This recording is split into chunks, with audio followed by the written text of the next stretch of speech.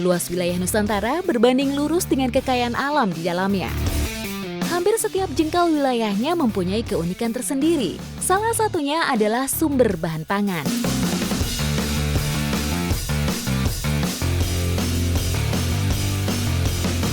Kearifan lokal yang masih terjaga membuat proses mencari bahan pangan menjadi petualangan yang sayang untuk dilewatkan.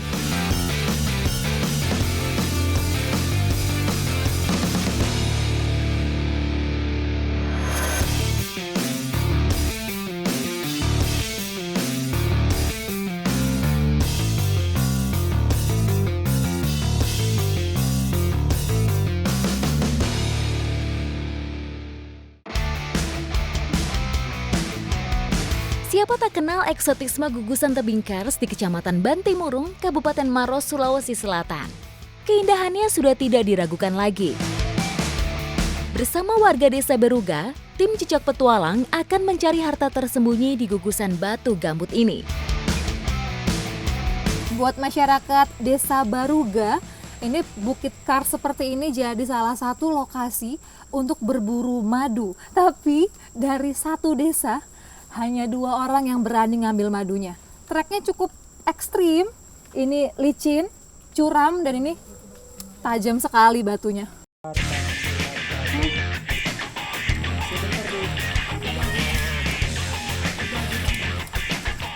Tanpa alat pengaman, mereka begitu lihai merayap di jalur licin. Titik perburuan kami memang tak begitu tinggi, hanya 10 hingga 15 meter. Namun tetap saja, proses pencarian ini benar-benar menguji adrenalin. Itu ada batu itu.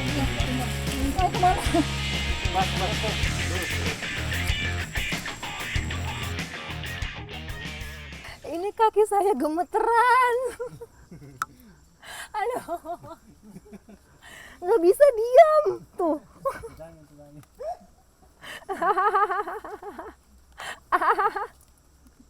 Ya, tenang.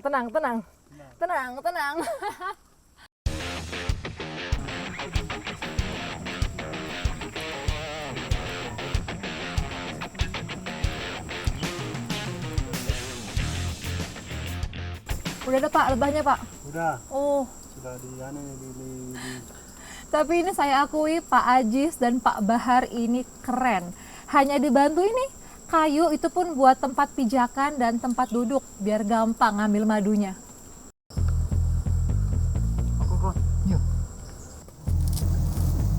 Perlahan, lubang-lubang batu diasapi. Semua dilakukan dengan tenang agar lebah-lebah tidak agresif dan terpicu untuk menyengat. Ukuran lebah batu lebih kecil dari lebah yang bersarang di pohon. Efek sengatannya pun tidak terlalu berbahaya.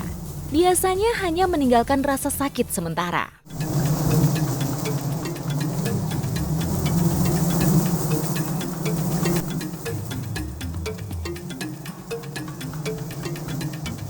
Hujan Pak. Hujan deras, jadi ini semakin berbahaya karena jadi semakin licin. Ini kita mau turun dulu. Berbeda lebah, berbeda kawasan, berbeda pula warna madu yang dihasilkan. Dari warna kuning kehitaman hingga mendekati putih, semua tergantung pada jenis bunga penghasil nektar.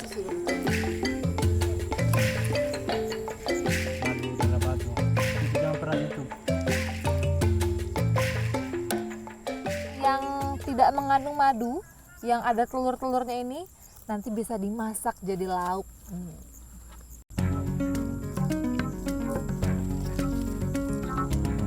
Ya, Pak. Sarang lebah sudah cukup lama dikenal sebagai kuliner bernutrisi tinggi. Selain mengandung banyak vitamin, sarang lebah juga mampu berperan sebagai antioksidan serta memperkuat sistem imun.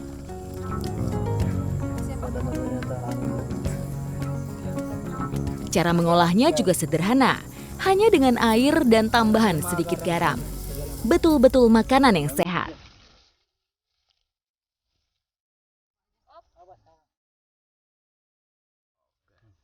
Tergantung kalau mau banyak, kasih banyak.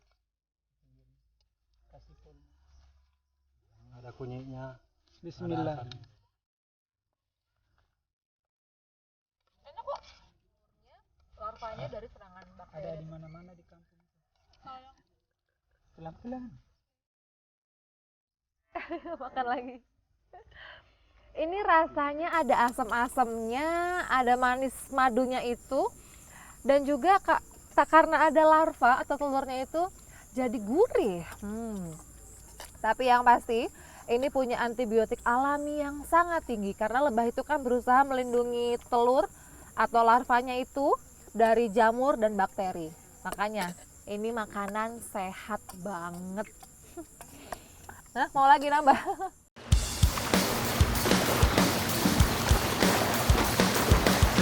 Perjalanan dilanjutkan ke selatan Bumi Pasundan. Warga Garut Selatan biasa memanfaatkan pasang surut air untuk mencari hasil laut. Jadi kalau sore sampai sana Pak airnya Pak? Masih di sekitar Garut, tepatnya di Garut Selatan. Ini saya mau mencari salah satu hasil laut. Kalau untuk masyarakat di sini nggak perlu jauh-jauh ke tengah laut, tapi di daerah pesisirnya ketika lagi surut pun masih bisa mencari. Makanya tetap ikuti jejak saya, Jejak Petualang. Saya dan bapak-bapak ini harus berpacu dengan waktu sebelum air pasang naik.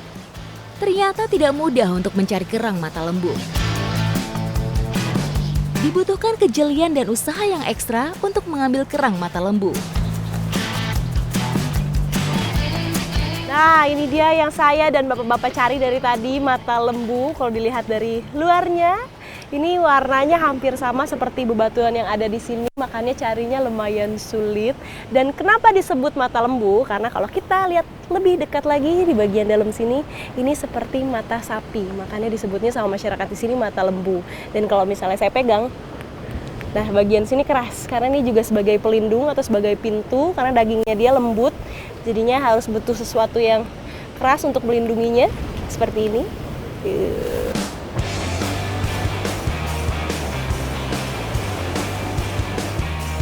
Seperti surganya mata lembu, karena nggak heran tempat yang saya pijak sekarang ini banyak sekali ganggang dan juga sargasum yang warnanya kuning seperti ini. Itu adalah salah satu pakannya mereka, jadi nggak heran kalau misalnya banyak ngumpet di lubang-lubang. Dan belum lama saya udah dapet lumayan banyak mata lembunya. Nah habis ini saya mau langsung bawa mata lembunya ini untuk diolah. Tentunya ikuti jejak saya, Jejak Petualang. Sudah Pak? Ayo mari.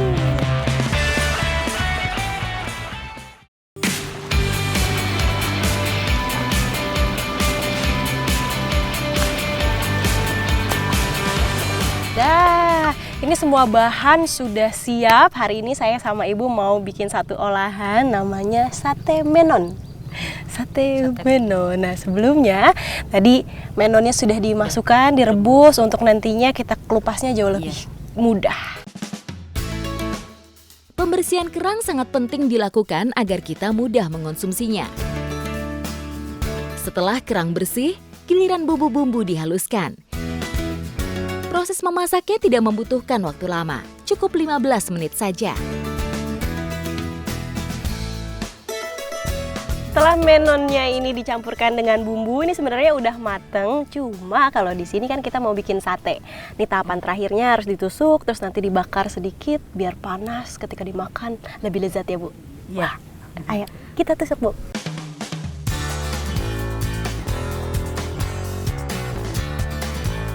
Untuk membakar kerang cukup 10 menit saja. Ini semuanya sudah megang makanannya satu-satu. Nah, saya berdua nanti sama ibu, saya udah gak sabar untuk nyicipin rasanya. Bapak juga kayaknya udah lapar, Kang Opik juga udah lapar ya, Kang? Semua pengen makan. Ayo, kita makan, cicipin. Gimana, Bu? Menon memang menjadi kuliner khas di Ranca Buaya, Garut Selatan. Selain enak, juga tinggi kandungan protein yang bermanfaat bagi tubuh.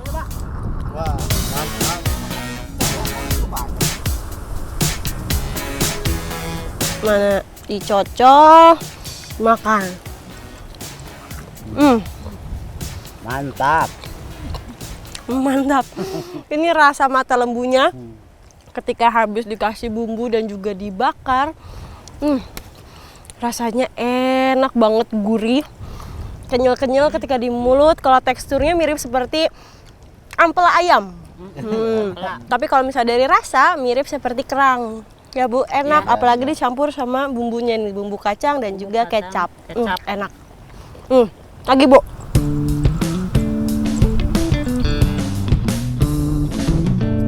Ikuti jejak saya, jejak petualang.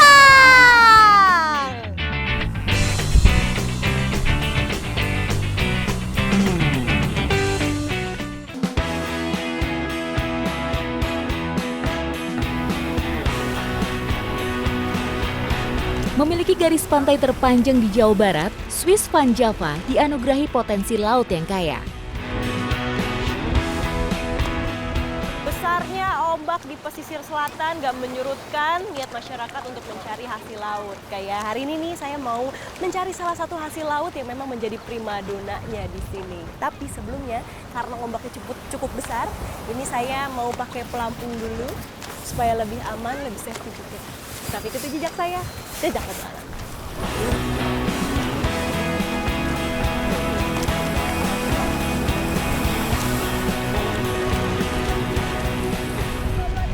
Wah, nih untuk menuju ke lokasi yang mau saya dan bapak-bapak tuju, kita nggak pakai perahu, tapi pakainya pakai ban.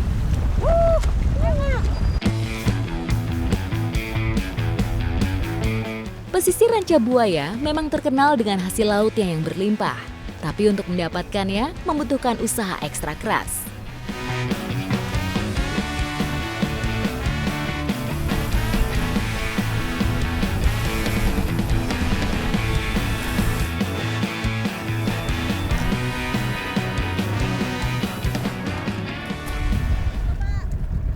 Ini Pak benar.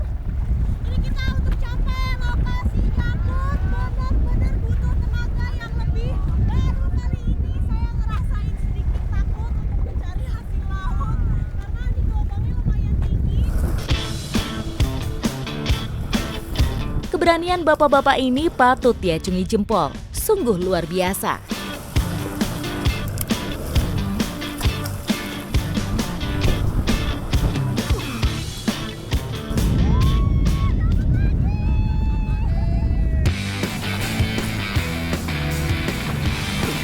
Terumbu karang yang baik memang menjadi tempat tinggal yang pas untuk lobster, sehingga lobster dapat berkembang biak dengan baik. Lobster bambu merupakan krustasea dari marga Panulirus. Dia banyak tersebar di perairan pesisir hingga kedalaman 15 meter.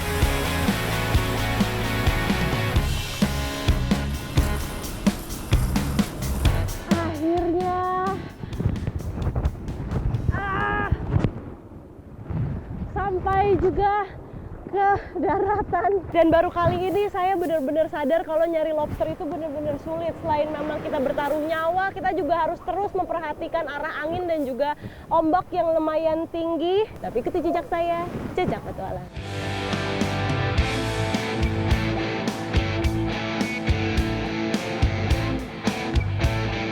Nah ini saya mau bikin olahan lobsternya sederhana aja, cukup kita bakar aja karena yang udah kita tahu lobster itu rasanya kan udah enak. Gimana Pak? Oh, begini aja. Membutuhkan waktu 10 hingga 15 menit agar lobster ini bisa disantap.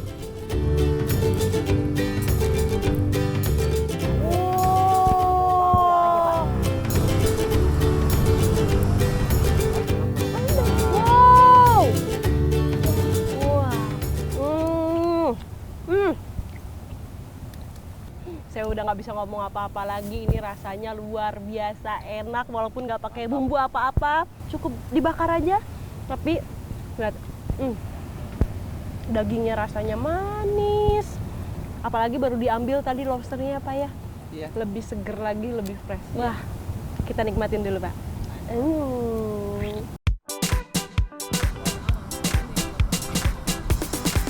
Lobster memiliki kolesterol dan kalori yang lebih rendah dari ayam atau sapi, tapi kaya kandungan protein dan omega 3 yang baik untuk mencegah penyakit jantung.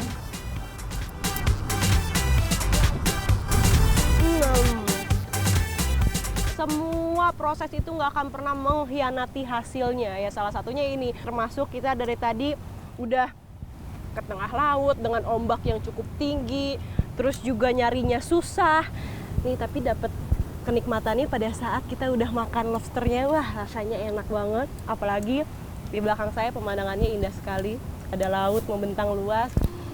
Gimana Pak? Mantap ya? Raos ya Pak? Raos. Ikuti jejak saya. Jejak Petualang.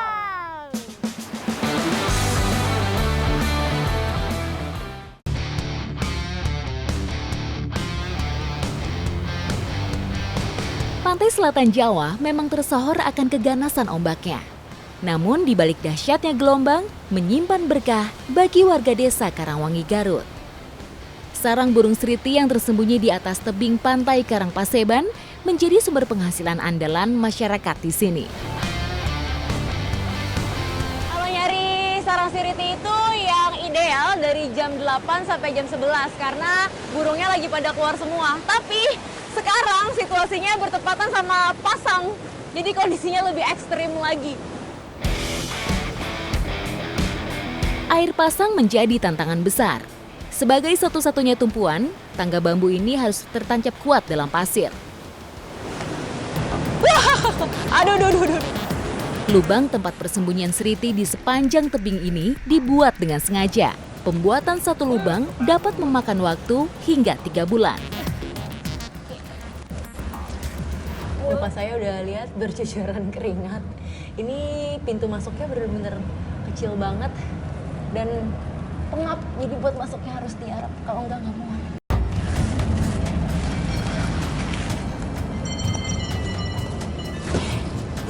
Wah, kalau di dalam sini ternyata besar, ini bisa muat banyak orang, cuma pintu masuknya aja yang kecil ya.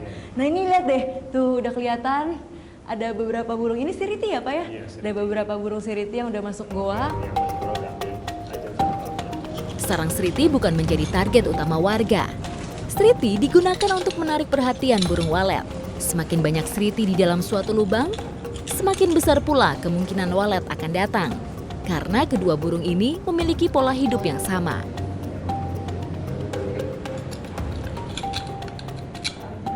Ini dia yang namanya sarang siriti.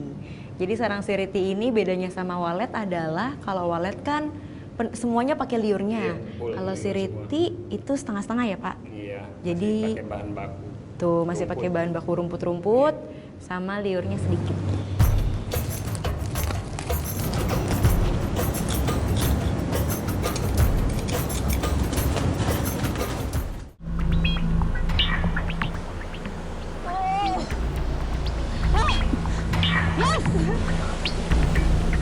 Nih setelah dilihat di tempat terang baru kelihatan hasilnya. Cukup banyak juga dalam waktu yang singkat dan memang kita butuhnya nggak banyak-banyak ya Kang. Kita hari ini mau nyampur sarang siriti yang baru didapat sama gula nira. Ikuti jejak saya, jejak petualang. Ini pertama-tama saya sama Kang Iskandar mau pilih-pilihin dulu ya Kang. Mana sarang siriti yang banyak liurnya. Jadi kalau yang banyak liurnya itu yang kita pakai. Nah. Setelah dipilah, sarang seriti yang mengandung banyak liur direbus agar mudah lepas dari rumput yang menempel. Merebus sarang seriti tidak boleh terlalu lama agar tidak hancur. Cukup sampai rumputnya terurai.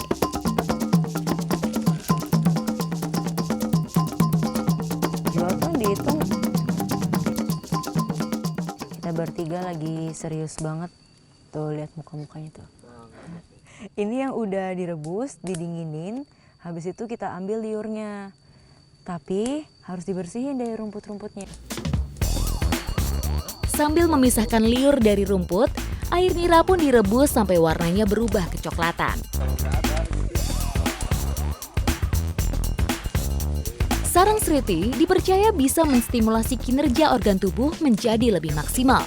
Sangat baik bagi yang memiliki mobilitas tinggi.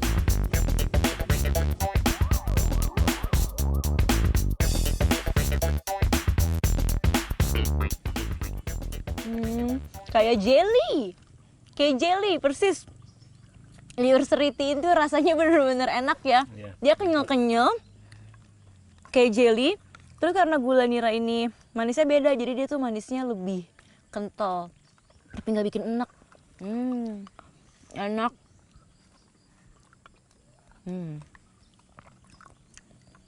Dan ini khasiatnya banyak ya Kang. Bisa buat ngobatin capek, Iya. pokoknya menambah stamina, menambah energi, kebugaran tubuh. Jadi kalau tubuhnya mau sehat, jadi jagoan, Iya. boleh minum ini. Liur seriti campur sama gula nira. Iya.